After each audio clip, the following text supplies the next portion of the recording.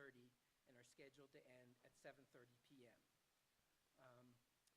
There's a flyer available, I think we still have some, at the sign-up table that has future meeting dates and times and other contact information for the task force.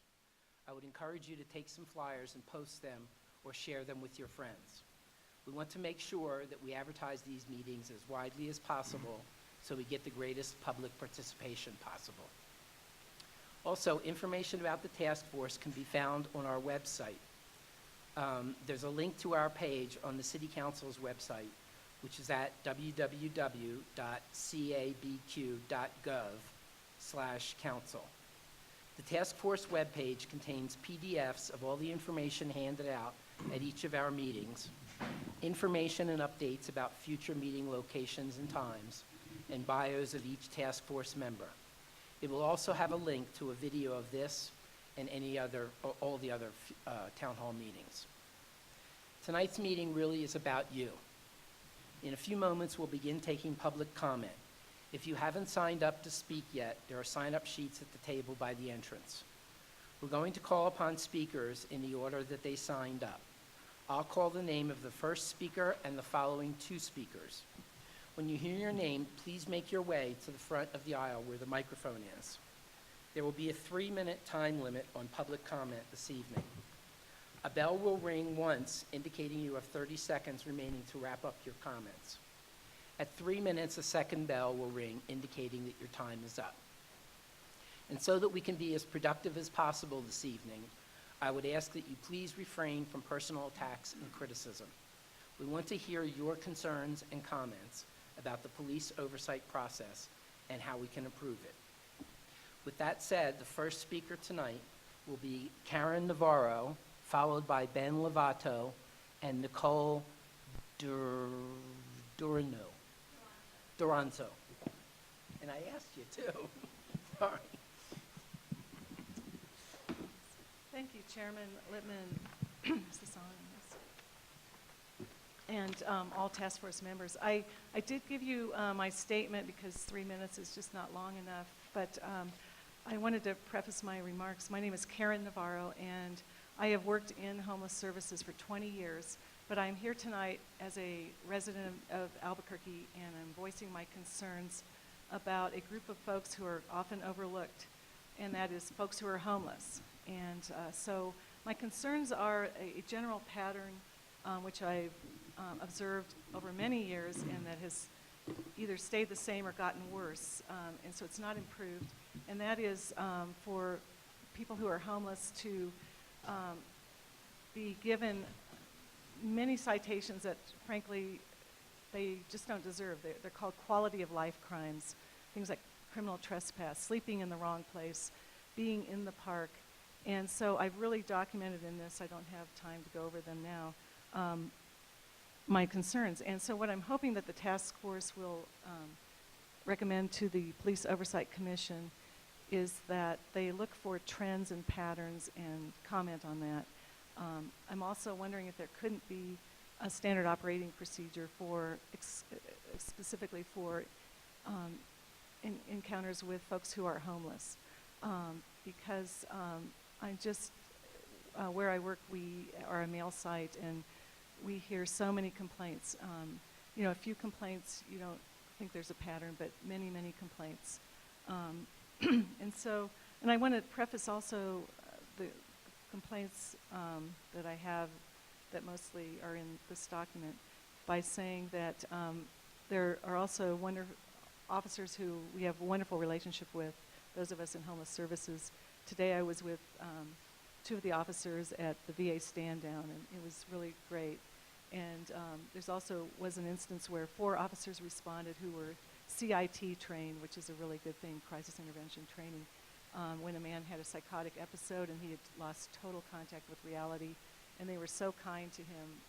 So this is not a broad brush thing, but there is a pattern. It is more than just a few officers. I think it's a cultural thing within the police APD department. I'm very pleased that there is a new chief of police, and I know it's an interim police chief. I hope that the new chief sets a new tone, and hope to also have a standard set at the substations with the lieutenants who are the substation commanders to instruct their officers to go easy with folks who are homeless. They have such a hard time being out there, and to say you should be indoors is just not feasible. And you know, overnights even there aren't enough shelter beds. So people do have to be out in the community, and they just need to be treated with respect. Their personal belongings need to be preserved, and we get a lot of complaints about police officers not returning state IDs. And also when people go to jail, that their backpacks are not secured. That's one of my major concerns. Thank you very much. Thank you. Mr. Chair? Yes. I've got a question, if you don't mind. No, go ahead. Karen, thank you for coming Question for you. tonight. And I certainly appreciate your input on this issue. I think we would do well to hear more from you at some point, because I think there are a lot of issues that you could instruct us on that concern the homeless population. I'm curious. The task force is really charged with trying to identify ways to change the current civilian review process, the police oversight process, so that it can create greater accountability, I think earn greater trust from the community, among other things. And I'm just curious if you have recommendations for us about ways that the citizen complaint process, I guess primarily the citizen complaint process, can be modified so that it best accommodates the needs of the homeless population. And let me just say, one of my particular concerns is whether or not, in your experience, most homeless folks, if they've had an encounter with police officers where they feel their rights have been violated or have been abusive in some way, if they actually know who the officer is, and if they, because I suspect that they may not, I may be wrong, because if they don't, I wonder how we can address that in a complaint process. Okay, thank you, Peter. Well, I think the lapel cameras can be of great use, identifying both the person who's homeless and the officer. And, you know, officers do have name badges. Any person who is homeless should be able, or anyone who's not homeless should be able to say, what is your name, officer, and your man number. Man number is a right as well. And there are occasions where the person who's homeless does know the officer. There's other occasions where they're meeting for the first time. A lot of these encounters are the response of APD patrol car driving through a particular area and stopping. In fact, one of my great concerns is people being ID'd when there is no probable cause that they've committed a crime.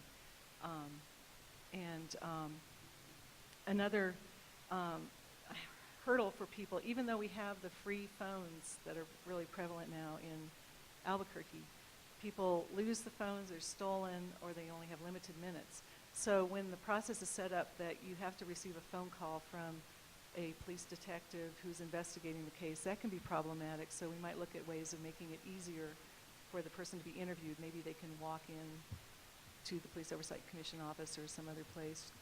And I'm also wondering if we couldn't explore the option of some type of reconciliation where the officer and the person who is homeless have, if the homeless person felt mistreated, would have an opportunity to sit down with the officer.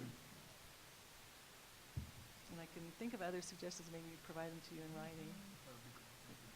Thank you. Yes.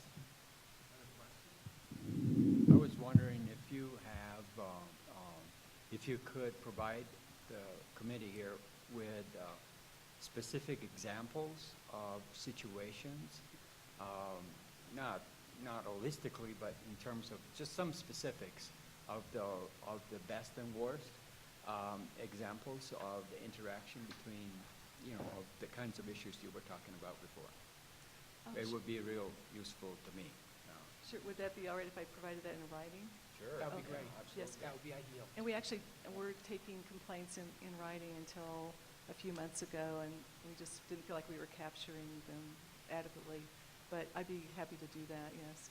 Thank you. Great. Thank you. Anybody else? Okay. Mr. Chair, Yep. if I may, thanks for your handout. I think this is helpful in giving examples. You had mentioned tracking and trending. It's, excuse me, it sounds like your organization has actually begun to do that in some way, both positive and negative with your constituency. So maybe to piggyback on what you're saying, we have your examples. If you have in your tracking areas of town where things are more problematic or particular locations, and you said that the VA site, things work out well, that would be useful to know what you see, because part of what we want to do in recommending the kinds of things to track and trend is to have an understanding of what's out there, so that when we make a recommendation, we maybe can be more specific. Yes, I'd be glad to do that. And it is very, very hard to track. And part of the reason it is the busyness of those of us. I see probably 30 people in a 5-hour span every day. And then, but it is important to try that. And I do have samples from when we were taking complaint forms. So we'll try to do that. As far as areas of town, that's a really good suggestion to kind of mention specific areas of town that are problematic. Thank you. And we will come up with favorable and disfavorable examples. Okay. Mr. Lovato, followed by Ms. Dorencio.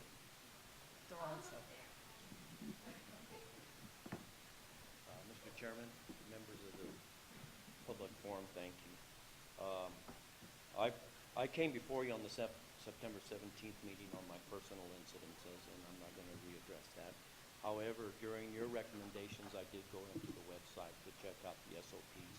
I'm still in confusion on the SOPs because they're very, very intense, so I'm still rehashing that. I'm coming before you regarding the October 10th commission meeting regarding CPC 14712, which brought up a lot of questions regarding some of the incidences that I have encountered, along with other people that have expressed similar concerns. And I have several questions. One of them out of that situation is, how does a citizen know if the officers and their present are presently under an investigation? We don't know that.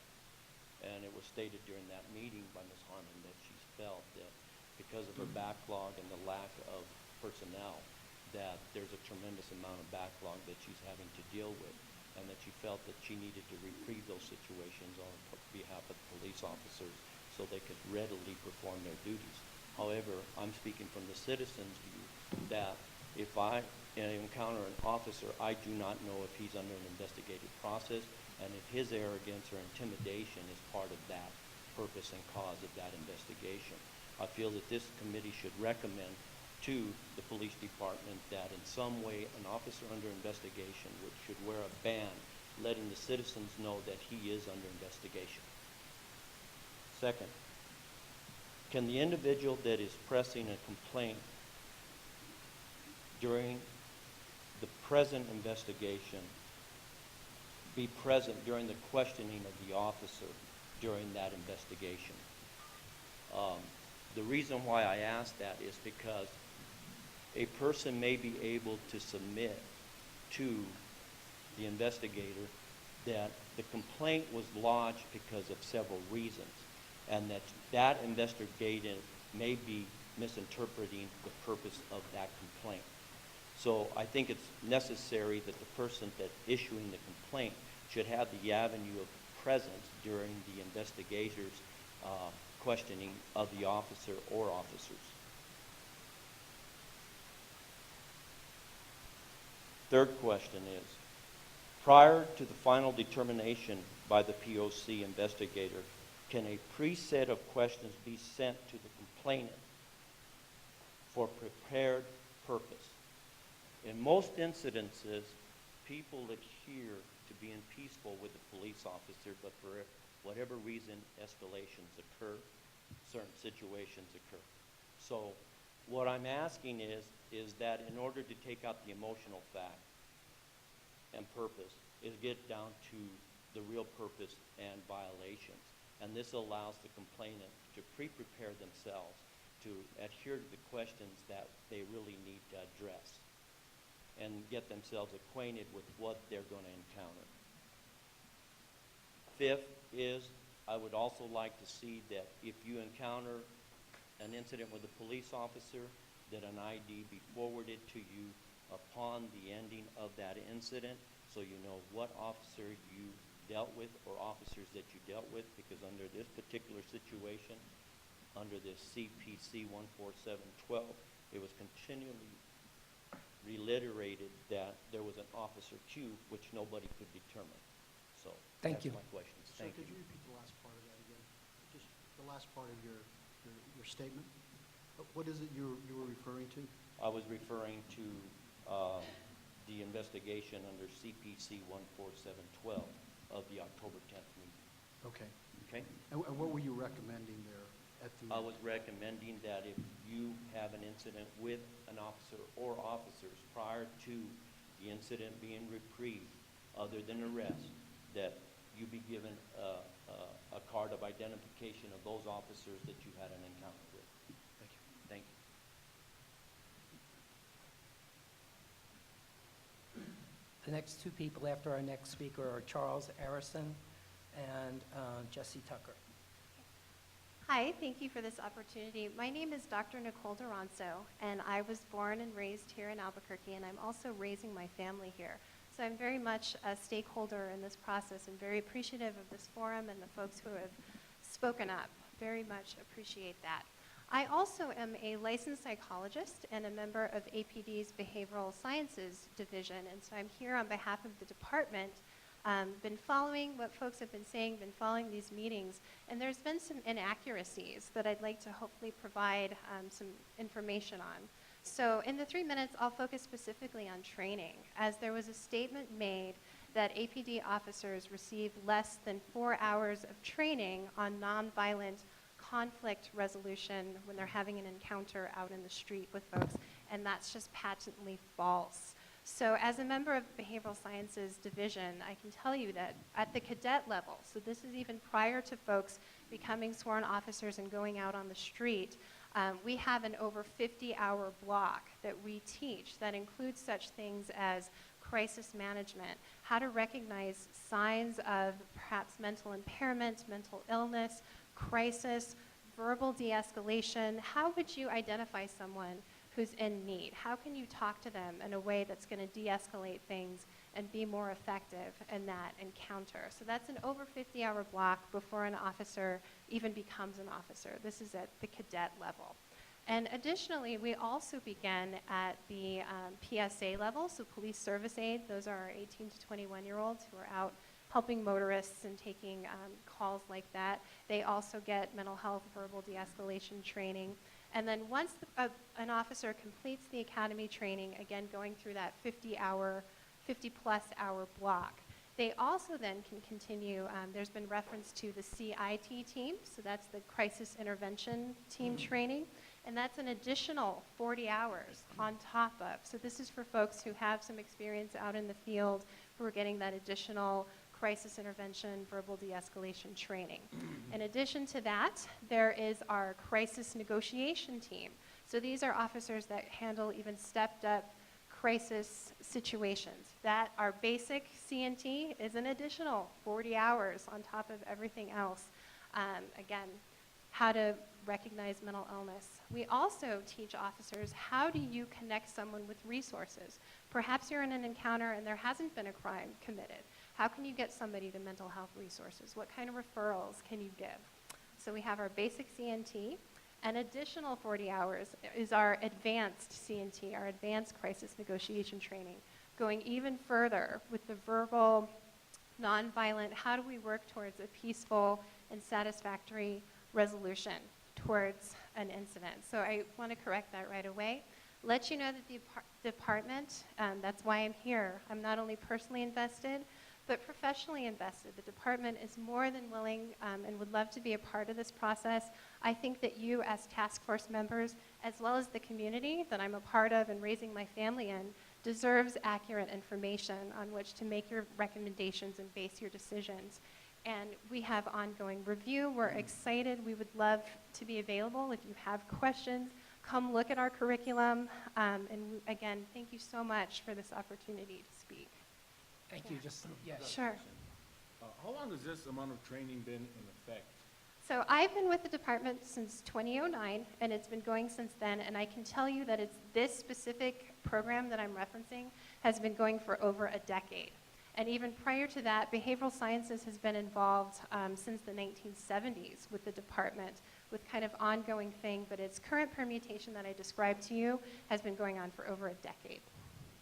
Do some officers get more trained than others? Yes, yes, absolutely. So everybody gets at least the 50-plus hour block. And that was another thing that was mentioned that's inaccurate about a suggestion that the training is going from 800 hours to 600 hours.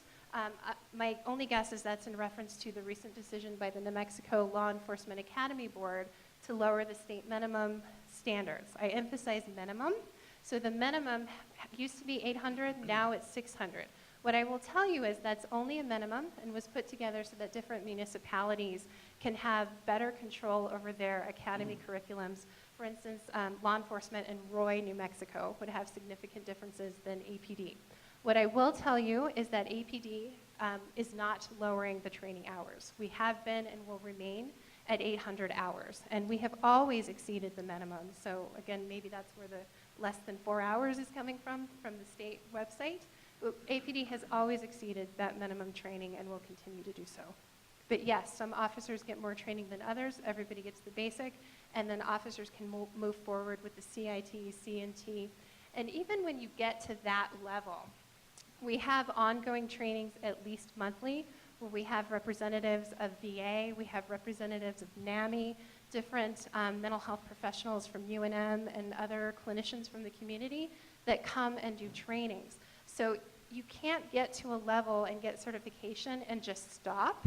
There's ongoing trainings to keep those certifications. Thank you for that question. Stay with us, there's at least two Sure. other questions. Doctor, Yes. the officers and cadets in the training seem to get a considerable number of behavioral health hours. Is that enough? And if so, based on what? I think that's a great question, and I think that is always what we want to answer. I don't know that that's enough. I don't know if it's too much, so I don't have an answer to that. What I will tell you is that we are actively seeking an answer to that, and again, that's why I'm so appreciative of this type of forum where people can ask these questions. What we do is not only do the officers get ongoing review of how they're doing in the field, how they're doing as CIT or CNT officers, but we as the mental health professionals also put our curriculum up for scrutiny within the department, also at national and international conferences. Our division director, Dr. Troy Rogers, would be here tonight, only that he's in Philadelphia at an international law enforcement conference, learning what's working around the country, what's not working, how do we know what's enough, how do we know if our delivery is effective. So I will tell you, I don't have a definitive answer on that, but we're always looking for improvement on how to do it better. One more question. Yes. If you were to make any changes to the current POC process, from your perspective, what would that change be? Yeah, I've been thinking a lot about that. And I think one thing that I would recommend, and part of the reason I'm here, is to really encourage you all to kind of show me the money, right? So when people come up and they make these claims and they say these things, for you to actually and have the POC commissioners available to look at the sources. Come look at our training, right? Don't just take my word for it. And that would be something I would highly recommend, that people have access to the original sources of information. There's been talk about reports about police brutality in Albuquerque. I've reached out trying to, let's see, give us the information. We want to improve. How can we work together? And so far, I haven't received an answer. So I'm hoping that my recommendation would be that you have access to original sources, original data. Commissioners can come to the academies, can come to wherever they need to go to see for themselves what's happening. So that would be probably a start for me. third.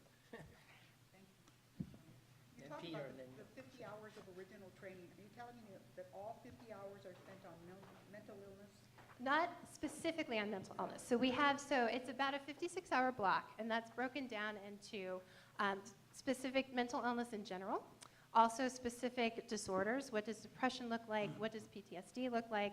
How might you deal with someone with PTSD? Also, there's how do you just talk to people in a way, so maybe during that half an hour or hour, whatever the hour breakdown is, we might not necessarily say PTSD or mental illness, but we will say, how can you talk to somebody in a way that's going to de-escalate the situation? How can you make those decisions? What do you see? What do you hear? And what do you need to do to be a de-escalating force? Not necessarily mental illness. So not necessarily saying the word mental illness, but certainly all of it's integrated. Okay, I got you. Dealing with people, you said you offer monthly training. Yes. Is that voluntarily attended or mandatory? Sometimes it's mandatory, sometimes it's voluntary. So sometimes there will be, different, like CIT or CNT might have a sergeant or a lieutenant that says, okay, UNMH is giving a talk, they have an outside speaker on suicide. Everybody's to go to this, right? And everybody will, and we keep track of who attends. There might be another night where maybe one of our in-house psychologists is presenting on a Thursday night and we're reviewing something else. So that might be, hey, if you can make it, Dr. Duranzo is presenting this. And then we keep track and make sure, are we having someone that never comes? We need to go see what's up with that person and get them there. Okay, do you have yearly mandatory training for your APD officers? Yearly mandatory training. I don't know that it's on a yearly basis. Everybody has at least some mandatory training, but I can't say 100% off the top of my head if it's yearly mandatory, if it's on a yearly basis. But everybody you have to meet a minimum standard not only to get the initial training, but also to keep it. But I can't say with positivity that it's a yearly. Does that make sense at all? Well, it just concerns me if they're not trained yearly on these issues, because it seems to be that's what the problem is. Okay. They don't seem to know how to handle people. Right, Or- right. And you offering the 50, 60-hour course, 20-hour course. As a start, yes. Isn't enough. Okay, yeah, so certainly, and that's something we want to look at. Maybe it is, we bring different groups in for different blocks every year. I would argue that people get, at least some of the officers, are mandatory far more than yearly training. So it would depend on the breakdown of officers, but I absolutely appreciate what you're saying. Thank you. Thank you. You're going to be up here quite a while. Peter, you're next. Then Well, again, thank you Fabrizio. for coming this evening. Sure, thank you for having me. I just want to say for your reassurance, to some degree, I guess, while I certainly appreciate folks who have come up and have talked about abuse that they've seen happening on the streets of Albuquerque. Definitely. For me, what I'm really looking for, what I'm trying to listen for is proposals about how we can modify the POC process. Mm-hmm. And so those are the facts that I'm paying most attention to. And if you have, if there's anything that you could offer in that regard, how we can make the POC process better, I think that is probably most helpful to us. And Yeah. along those lines, I have a particular question for you. Mm-hmm. So does your department manage the early warning system? Is that under your purview? We are part of it, and it's recently changed to the early alert system, and this came out right after the PERF report, some of the recommendations. And what that is, for folks that don't know, is even an officer hasn't necessarily done anything wrong, there's a certain alert that can be triggered. So maybe it's, for instance, anytime there's a canine deployment, that might trigger an alert on the early alert system. And what that is just kind of an indication to the department, let's take a look at what's going on with Officer X. May not be that Officer X is doing anything, but let's take a look. And one option is, hey, we noticed that maybe Officer X has come to our attention, maybe needs a refresher in whatever it is that's happening. It could be on the tactical side, it could be on the behavioral health side. And so let's say, why don't you give Dr. Duranzo or behavioral sciences a call, go down and meet with them, and then it's an option for us to be part of that assessment, but it's not kind of the first option. We're sending you to behavioral science. So are you aware, is there an integration between the data that the IRO collects on citizen complaints and the early warning system? And how does that how does that, I mean, how informative is that for what you do when you make an intervention? Okay, yeah, great question. So that is not my area of expertise, but what I will tell you is they do have some integration. I'm not exactly sure how it works or what it looks like. I'm just sort of one link in that chain, one potential link, but there is some integration, but I couldn't speak more specifically than that. I mean, I think that is an area I think we could use more input on, and I don't know that we Okay. have all the information that we could use to fully understand how the complaint process could feed into addressing those kind of systemic issues through, Yeah. whether it's through the early warning system or other venues, but. Yeah, I think that would be a great idea, and the department is definitely open. And there are certainly people who know much more about that than I do. And part of the reason that I'm here is kind of this open invitation. If you want access to people in the department who can answer those questions with specificity, we're willing to do that as a department. Great, thank you. Thank you. I'm going to take 3 more questions. I'm going to ask that your questions be to the point, short and to the point, and if you could make your answers Sure, short, because we have sure. a couple more speakers. Sure, thank you. Okay, Mhm. so we're over, no, Fabrizio, you're next. Okay, Doctor, thank you for coming, Yes. first of all. You mentioned, this is quick. I'll try to be quick. I'm a psychologist. We like to talk. Okay. You mentioned that beyond the 50-plus hours of training in crisis intervention, you also have a special team that gets even extra Yes. training. How large is that team? Oh, I don't know absolute numbers, and there may be actually somebody here who can give you the numbers, but it's a fair amount of people. I can't give you an actual number. There's me being short. Yeah. Considering just the 50 hours, how does that compare to departments' APD size around the country? APD is often, and again, I mentioned kind of the international and national conferences. APD is always, with whatever the area is, with very few exceptions, and I can't even think of any, kind of at the forefront of more than the national average or more than departments. So I don't have the exact numbers off the top of my head, but it's usually at or exceeding most departments. Just wanted to ask, my colleague asked an interesting question about mandatory annual training. Mm-hmm. I have a friend of mine that was married to a police officer. He was prior military, and then, so I'm not sure if you have PTSD issues from that, but Okay. he had some, experiences, traumatic experiences, I'm sure, as a police officer. Mm-hmm.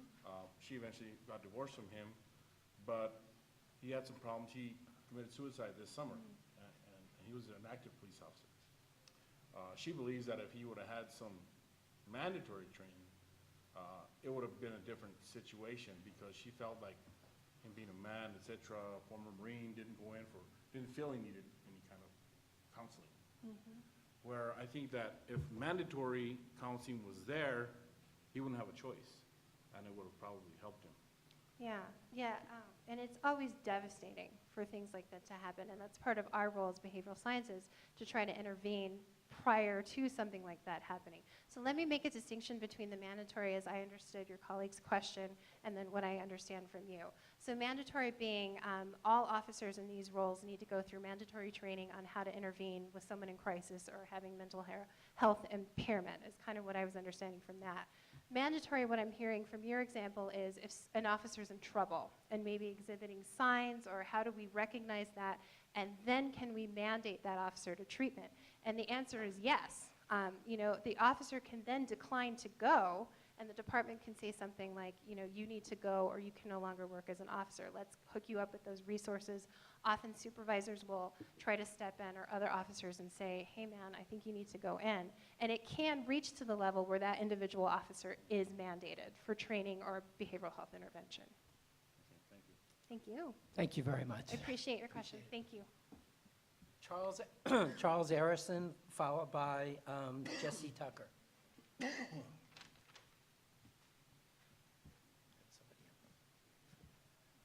Thank you. I'm here once again to ask that you do not wait until the end of the year to make recommendations to the City Council and immediately pass a resolution recommending the termination of the current IRO, Robin Hammer.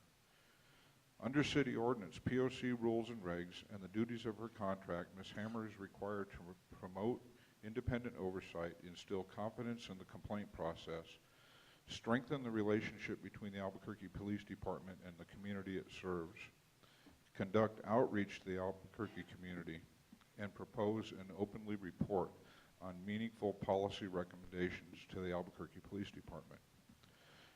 Let me give you a few examples of how Ms. Hammer has failed in failing in all of these requirements. As to independent oversight and instilling confidence in the complaint process, there is a current and long-standing APD SOP 01-20 that requires the use of in-car video systems to record police contact with the public that could result in complaints against department personnel. Ms. Hammer has exonerated probably hundreds of officers in citizen complaints where this required evidence has been withheld, and in doing so has shown that she is not independent and has made a joke of the complaint process. Additionally, Ms. Hammer, as an officer of the court, left the DA's office under a cloud due to her withholding exculpatory evidence in a criminal court case. In my opinion, and many others, Ms. Hammer as an individual simply does not have the personal ethics or moral character needed for her position as the RO. She is simply the wrong person for the job. As to strengthening the relationship between the Albuquerque Police Department and the community it serves, several months ago, Ms. Hammer overstepped the bounds of her office and stopped a required POC civil rights attorney training session simply because the attorney was pointing out that current APD SOPs violate federal law when it comes to the detention of witnesses to an alleged crime. Many citizens have come before this task force and spoken about APD retaliation. If the IRO is willing to retaliate in an open, televised meeting without any repercussions, what is the public at large to assume?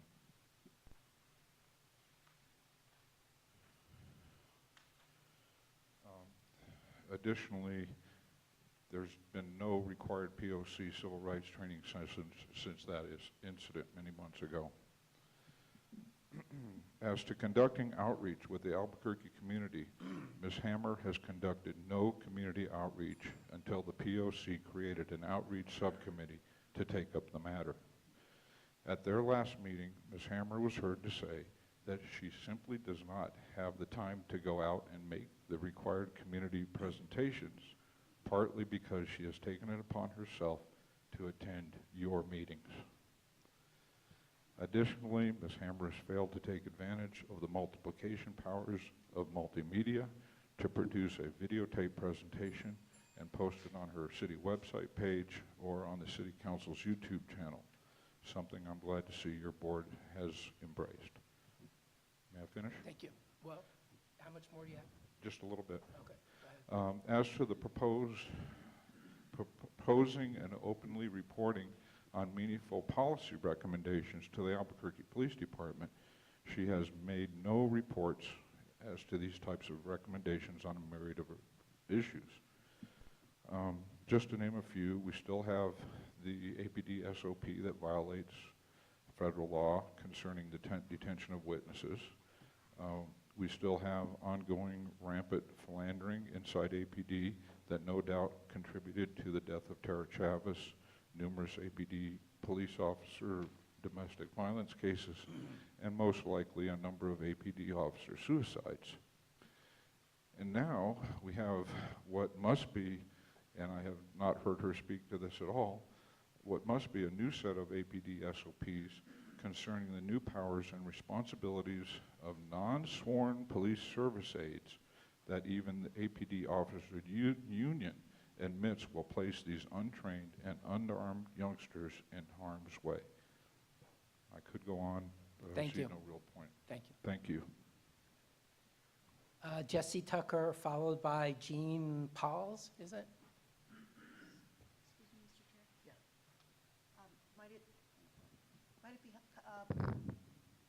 Might it be possible for us to have a copy of the comments that you made, just in case that you didn't, the last speaker?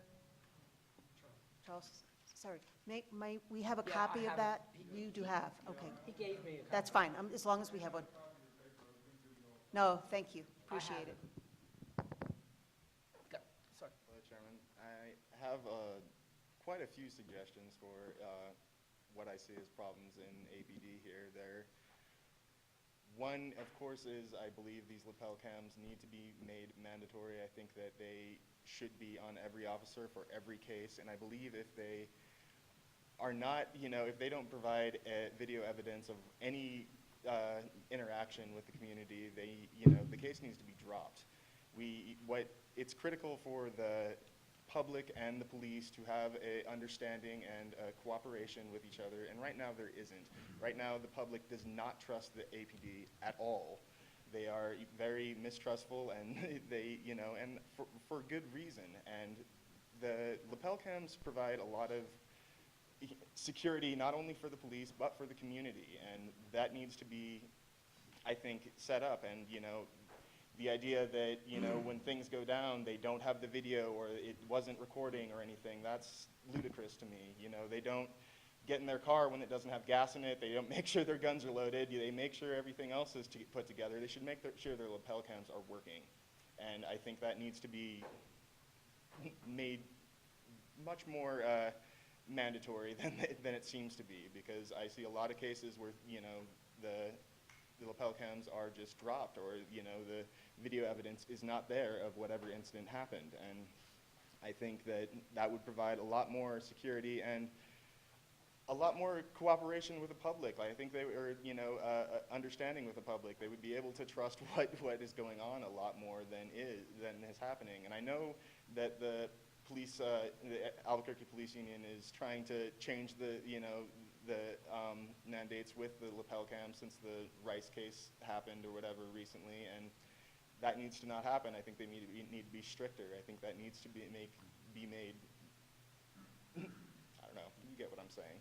Anyway, I'd also like to say that I think there is a lot of fear in the public about calling in, police misconduct, and we seem to have to go through APD to get any reports made. We have to go through APD to get into the internal affairs kind of things, and I have made plenty of reports myself of really awful things that I think should be, looked at and, dealt with, that I think are just buried because they have to go through the department itself, and it's a little disturbing to me. I would like to see something that isn't under APD that you can kind of report to, and that has, the ability to look at these complaints and these processes and be able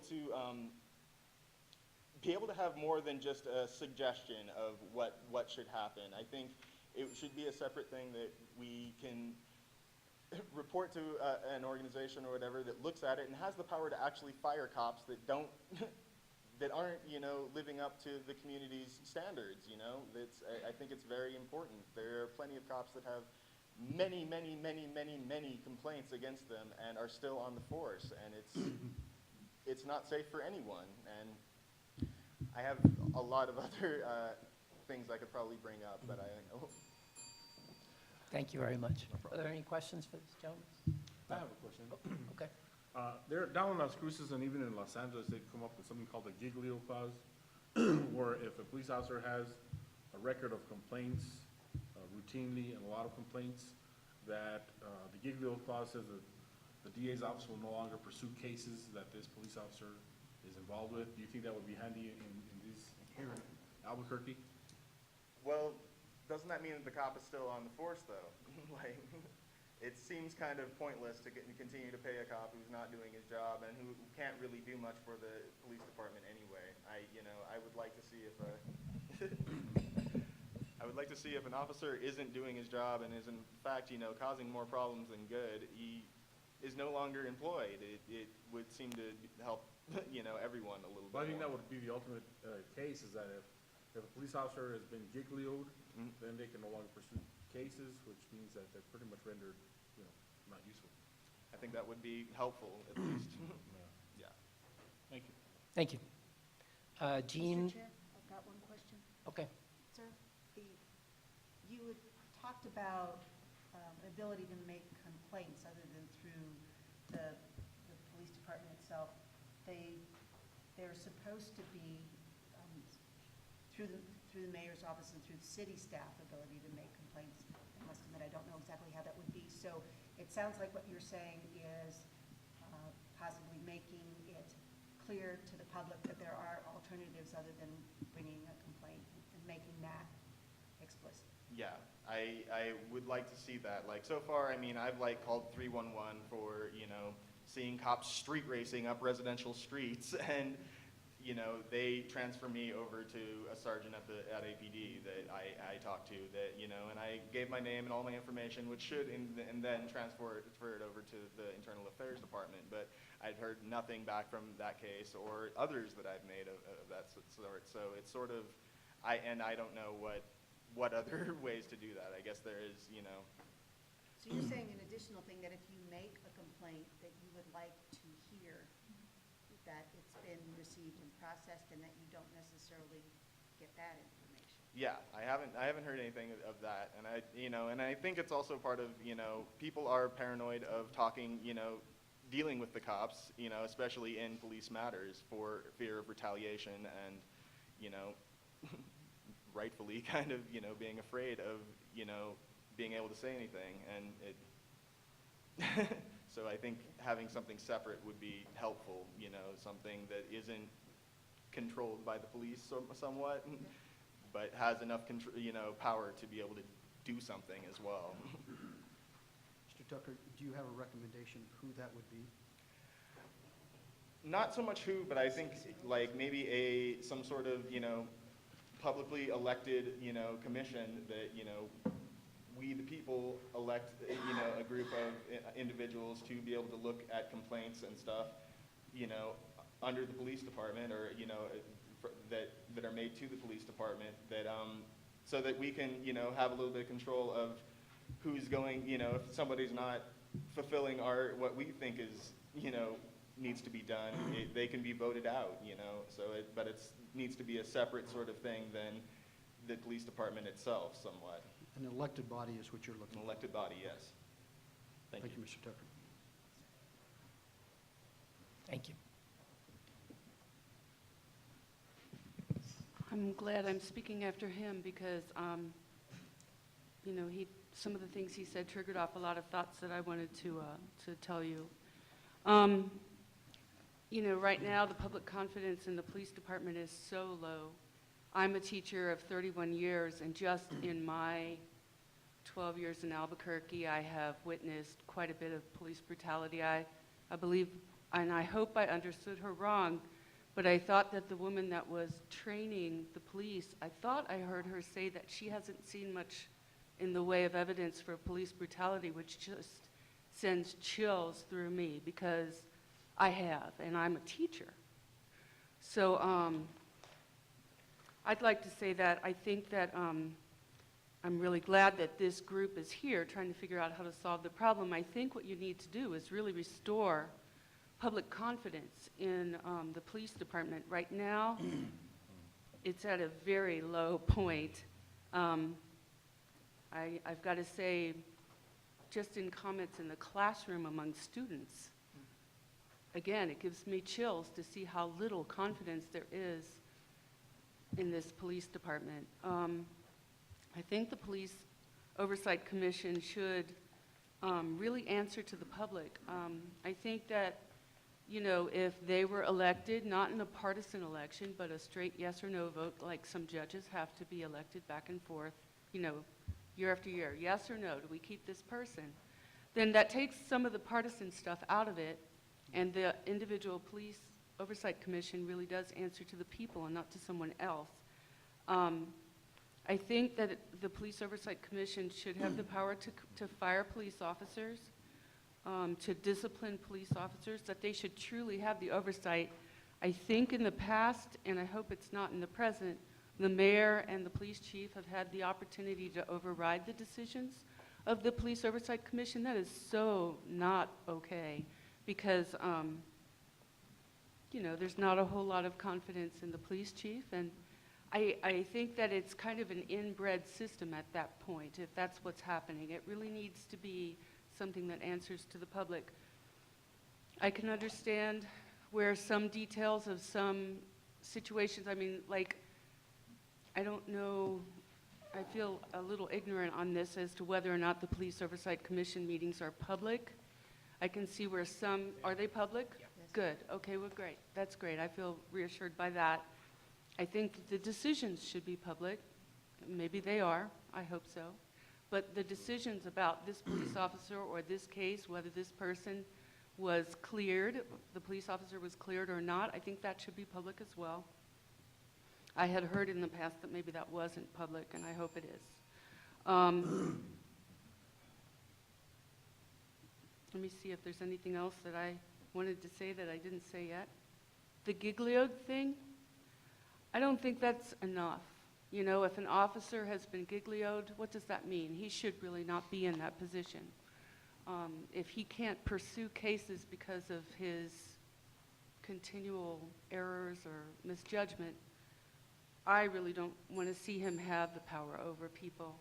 I have a friend who almost had a heart attack and died because of an 80-year-old friend who was put in a hot police car over a dog and almost died in that car. I really think that we need to come, I just really think, I hope that you guys can really pull this together. Thanks very much. Don't go away. Are there any questions of this speaker? No, okay. Thank you very much. Appreciate it. I have no other speakers no other folks that signed up to speak, so I'm going to proceed with the agenda. The next item is task force discussion of the proposed roadmap. All the members of the task force were emailed the proposed roadmap, which includes a subcommittee structure. It was also distributed tonight. It's in your packet this evening. So I want to call on Fabrizio to quickly go through that. Yeah, thank you, Mr. Chairman. I will, you have seen an earlier version of this roadmap, and so I will not go through the details of it because it's going to take too much time. I think that the part that is in that outlines the phases is pretty much unchanged from the previous draft that you have already seen. The one portion of the handout which is actually received more of a change is the structure of the subcommittee system in order to accomplish the work. What the approach of the subcommittee, and I should point out that this was not a unanimous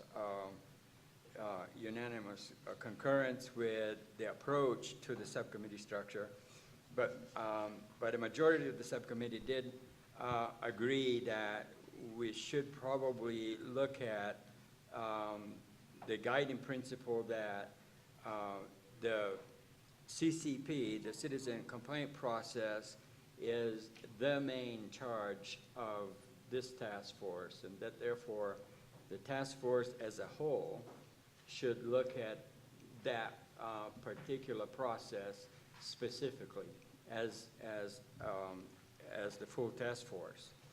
There are, however, a number of issues that we've discussed in the past and some new ones that are peripheral, but they do impact and inform the citizen complaining process. And we thought then that those issues should be perhaps assigned to a number of different subcommittees. We picked 4 different subcommittees and tried here, as you can see, to define their scope. And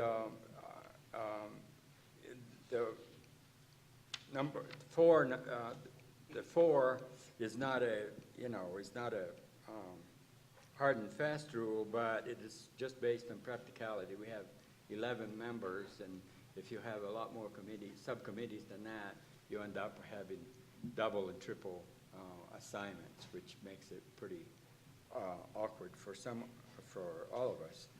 So in any event, and I know that the chairman also wants to speak about, I have some comments about the subcommittees, and I know some, but I think the appropriate thing to do would be for me to move this for adoption, and then we all can comment. Hold off on that, 'cause before we move. Let me say that I guess capitalizing on what you were saying, these subcommittees are still somewhat in flux, so they're not set in stone. But they will cover the general areas that are described in the document. There might be some tweaking of the scope of those subcommittees, but in general, they're going to cover the areas that are described there. So what we need you to do is look through those. A couple of people have responded already, and let us know which you're most interested in so we can assign people to the proper subcommittees. And further, if you're interested in chairing one of those subcommittees, to let us know as well. My intent is to appoint the subcommittees and the chairs by the next meeting, which is October the 24th. So I just wanted to, now, are there any, yes, I know some other people wanted to comment, and then we'll entertain a motion. Okay. Go ahead. Thank you, Mr. Chair. So I served on this committee, and I certainly appreciate the great work that was done to bring together such a complex task and distill it into a document like this that sets forth a plan for us to try and come through with a report by the end of the year. And I'm largely in support of the current proposal. My concern is that is the subcommittee structure, and I want to highlight a couple things. One is I'm a little concerned about the focus that each of the subcommittees has, because from my reading, I have a hard time really figuring out what each of these committees is tasked with. It feels to me a little confusing, and in some ways that's sort of due to the titles of the subcommittees, and maybe more than anything, it's the third committee that I find hard to figure out what that committee is going to do. I think that at the end of the day, a couple things that we want to make sure we accomplish with this task force, a couple key questions that we want to try and address with this task force, whether it's done in the subcommittee process or in the larger task force, are these. One is, I think we have to grapple with the question of, is the role of the POC really to review citizen complaints and pass muster on individual complaints against individual officers, or does the POC have a mission of addressing systemic problems and policy changes? And I see those two as being in a sort of a tension with one another. Gathering citizen complaints informs the ability to identify systemic trends and possible policy changes. It hasn't been clear to me from what I have seen happening on the POC right now that the POC dedicates a lot of energy to policy discussions and systemic change. And I would like us in this task force to devote some serious attention to the question of, if we're going to make a change to the task force process, to the POC process, does it try to get at the ability of the POC to devote more of its energy to looking at those bigger, broader systemic issues? I want to make sure, for my money, that should be well integrated in our plan. Whether it happens in the full task force process or subcommittee is another question.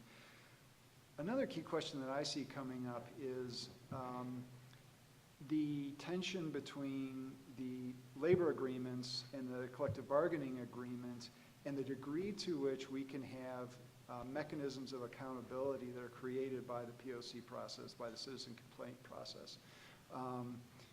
There are some constraints on what the POC can do to hold officers accountable. And as a result of the CBA, And that affects the question that I think one of the people who spoke raised, which is, can the POC actually mandate discipline for an officer? And it's my understanding that the answer is no right now under the CBA, under the collective bargaining agreement. That's something that I think should be explored more fully, as well as the degree to which mediation can serve a role in addressing individual citizen complaints, which I think is also probably constrained by labor agreements. And looking at the question of how does that mediation actually take place. I'm in full agreement with creating a subcommittee that devotes some attention to the education, training, and qualifications of POC members. I think that is a very important area. But I would urge the task force to take a close look at whether we are getting at these other two questions, that is citizen complaint process versus systemic and policy change, and mechanisms of accountability versus labor agreements. Thank you. Thanks, Peter. Peter, I think those issues are contained within the scope of various of these subcommittees, all the issues, I believe, that you just raised. But having said that, I want to refer back to what I said a little earlier. We do have a subcommittee that's going to tweak these a little more. So there might be some slight changes there, but I want to assure you that the things that you raised, I believe, are covered here. Let me toss it back to Fabrizio so he can make a motion that we approve this general roadmap, recognizing that besides the subcommittees, the roadmap itself is a flexible document, and dates and speakers might change. So what you're voting on, well, why don't you make the motion and then I can explain it if I need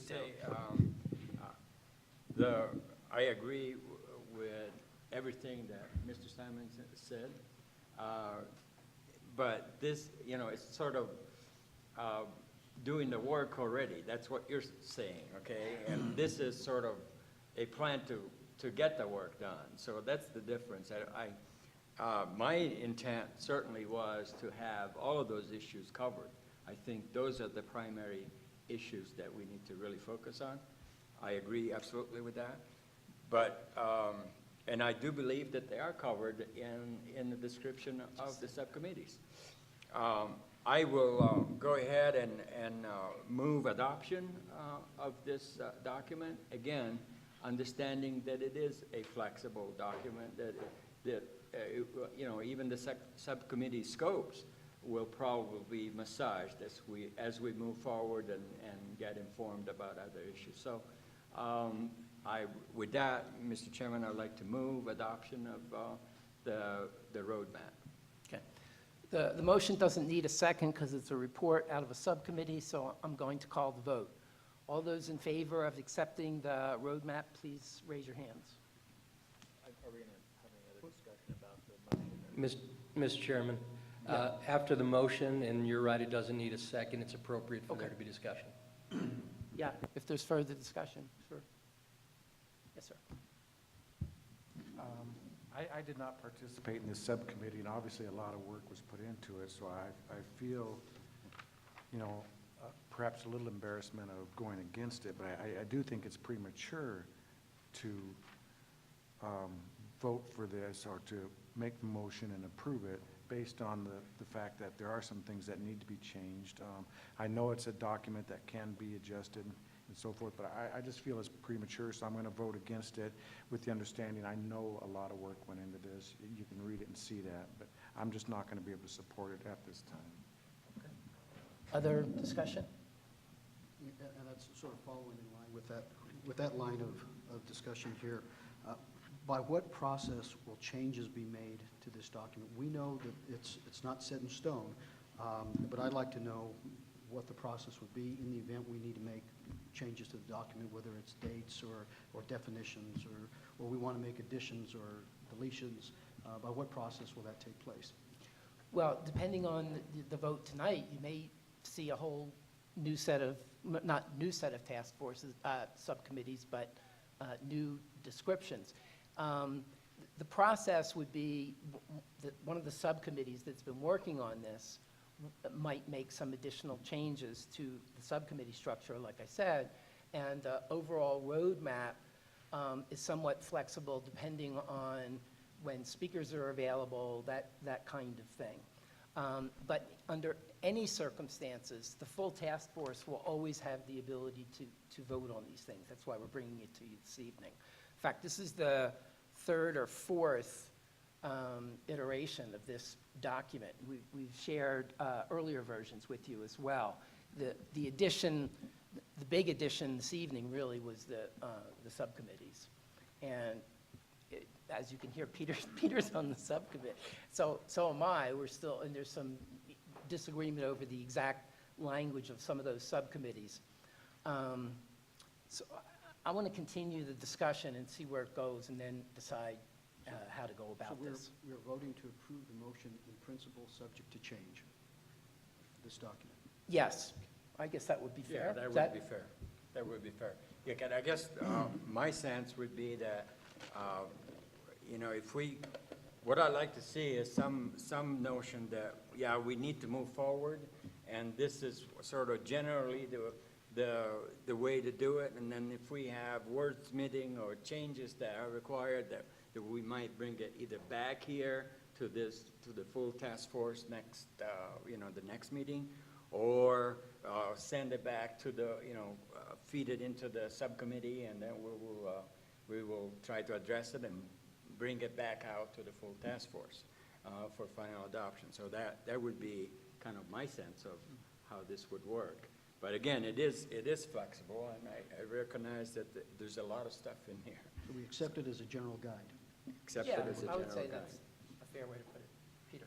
So I guess my just a couple of comments in that regard. One is, if I understood you correctly, Chair, you would be asking us to actually propose which committee we'd like to serve on, which subcommittee we'd like to serve on. And my concern is that if we don't really know what those subcommittees are going to do yet, if there's going to be changes to what those subcommittees are going to be doing, and I'm hearing that we're leaving that open as flexible, it's going to create a bit of a dilemma for people to decide what they would volunteer for. I just wonder, would it make sense for the purposes of trying to move forward to put aside for the moment the makeup of the subcommittees, devote a little more attention to that, and move forward with a formal vote on the plan itself, because there's quite a bit more to the plan that goes beyond just the subcommittees. And for my money, the debate's really about how we want to organize these subcommittees, and that, I think, is set against it's not clear to me what work we're going to try and accomplish as a full group, as a full task force, versus what the subcommittees are for. And maybe that requires more clarity as well. We've got quite a full agenda that this plan has created for us. And so I think it would be easy to be overly optimistic about how much we're going to be able to really delve into some of these more detailed issues in the full task force meetings, given how much is on our plate. Well, that's exactly the reason for the subcommittees. The subcommittees are going to be charged with looking into more specifics and looking deeper into these subjects. But I understand the concerns that are being expressed around these subcommittees. There's two ways I can handle this. One way, I want to reiterate again that I do not anticipate that the general scope of what each of these subcommittees is going to cover is going to change. There might be some small language changes, but not in terms of the scope of each of those kind of four areas. They're kind of four broad areas. So you could vote to ratify it, and there might be some additional tweaking by individual subcommittees once they meet. They may tweak their charge a little bit. So I think there's some room for flexibility there. Having said that, we can do two things. We can vote tonight and accept the whole thing and still ask people to respond in terms of what subcommittee they want to serve on. And hopefully by October 24th, I'll make those assignments, and then those committees can meet. And if they need to tweak it a little more, they can do that. The other thing to do would be to accept the roadmap portion of what was presented to you tonight and hold off entirely on the subcommittees. The problem I see with that is we have an enormous amount of work to do, as you just identified, Peter. And part of the reason we want to establish the subcommittees, I'm kind of repeating myself, is to get some of that work done so it doesn't have to be the full task force, and those subcommittees will report their findings back to the task force to look at the whole picture. If we go ahead and vote and accept the whole thing with the subcommittees, it gives us the next week or so for folks to look at it and get back to us with which subcommittee they want to serve on, so we can move forward by the 24th and ask those subcommittees to set up meetings and start moving on the information they need to gather. If we postpone it, then we won't have ratified the subcommittees until the 24th. It puts us out even further. So that's the dilemma. Anybody else want to make any comments? Otherwise, I'll probably call the question. Go ahead. I guess I'm still a little bit unclear about what the tasks of each of these subcommittees are. Is it just to educate themselves about these particular areas and then report back? Or Yes. What was the... It's to examine those particular areas and report back to the full task force, so that those things can hopefully be incorporated into the general recommendations that we're going to make. In other words, it's piecing out some of the important work that needs to be done into subcommittees that will report back to the full task force.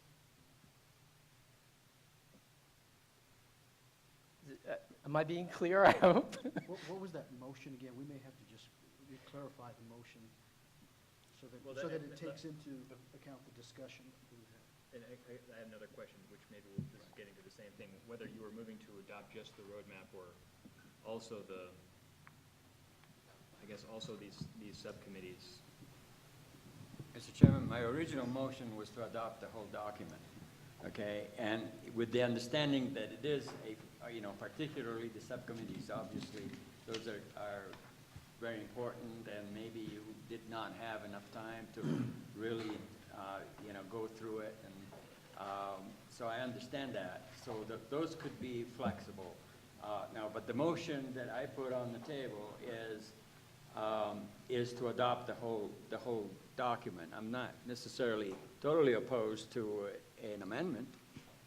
You could propose an amendment and move forward with something. I don't. That's the purpose of having this discussion. Okay. You don't have to vote for it or against it. You can propose some other way. No one is a magician in this group.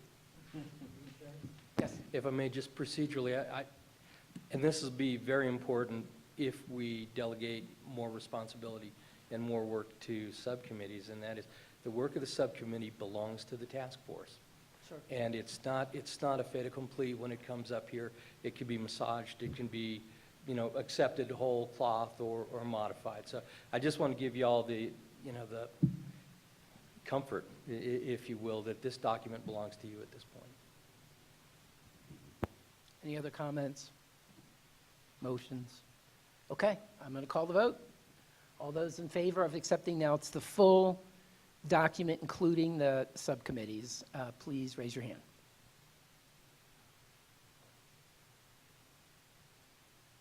I got 3 yes votes. Those opposed? 1, 2, 3, 4. Are there any abstentions? Okay, I counted 3, 4, and 4 against. So the motion is defeated. Is there another motion someone wants to make?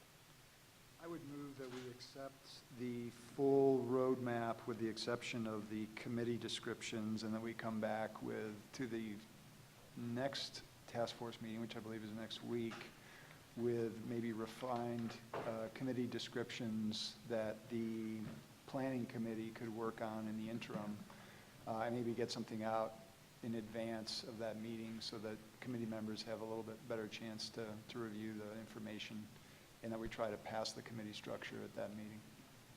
Okay. Discussion on the motion? No discussion, okay. I'm going to call the vote. All those in favor of accepting the roadmap with the exception of the subcommittees, which will be handled as a separate document, please raise your hands. Okay, it looks like it was unanimous to me. One somewhat reluctant vote, but nonetheless, it was unanimous. You can't fight them, join us, right? Yeah, right. Okay, so here's what we're going to do. Thank you for passing that. We'll accept the roadmap as is. I don't anticipate any significant changes to the, I'll call it the work plan section of the roadmap, other than maybe some dates or speakers. And we'll call a subcommittee meeting to work on correcting, updating the subcommittees so that everybody's comfortable with it. And I'm still going to try and get this out as soon as possible. So after this evening's meeting, I'm going to call the cohorts on the subcommittee together so we can set up a meeting, what's today, Thursday, for this as soon as possible, tomorrow or Monday or something. So that you, my goal would be that you have the subcommittee structure and descriptions in your hands before the meeting on the 24th, so that you can both give us feedback and tell us which committees you want to serve on, and we can ratify it. If possible, I would like to come prepared to that meeting, prepared with suggested chairs and members of these subcommittees. I know it's short time, but we really need to keep moving forward. Mr. Chairman, maybe a good idea would be if there are any specific requests for changes to the subcommittees, Yeah. that those get submitted to us so we can incorporate that into our meeting. Yeah, that was, I believe, covered in the email that you got with this. So yes, please do that. Forward them to John. Okay. The next item on the agenda is announce dates and locations of upcoming meetings. I have the next meeting scheduled for October the 24th. It's a task force meeting, and it's at the 9th floor of City Hall in the meeting room. Does anybody else have anything they want to add to tonight's meeting? If not, then I'll just, before I close, say that I believe we are going to the Neighborhood Association meeting this evening right from here. So we'll be speaking to a coalition that is actually several neighborhood associations that are meeting in Manzano Mesa this evening. So Ed and I are going to go and speak to them. So with that, if there's no further business, I'll call this meeting adjourned. Thank you.